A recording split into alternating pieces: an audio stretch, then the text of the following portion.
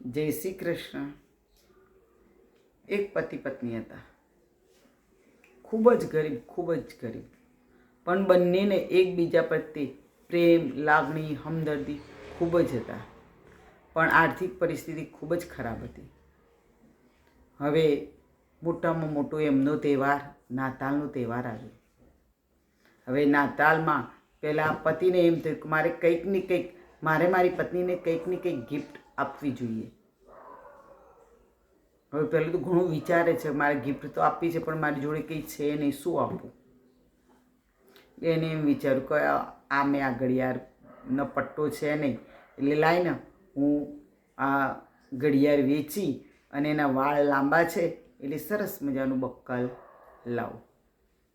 આ બાજુ એવો પત્નીને પણ વિચાર આવ્યો કે મારા પતિ રાત દિવસ બિચારા મજૂરી કરી છે અને હું કંઈ એમને આપી શકતી નથી, તો મારા આટલા બધા લાંબા વાળ છે એ શું કરવાના? લાય હું એ વાળ કપાઈ નાખું અને એમાંથી કંઈક લાવી અને મારા પતિને આપું। સંજોગો વસાત આ પત્નીએ પોતાના વાળ કપાવી અને સરસ મજાનો ઘડિયાળનો પટ્ટો લાવ્યો અને પેલા પતિ હતા એ ઘડિયાળ વેચી અને પોતાની પત્ની માટે બક્કલ લાવે છે।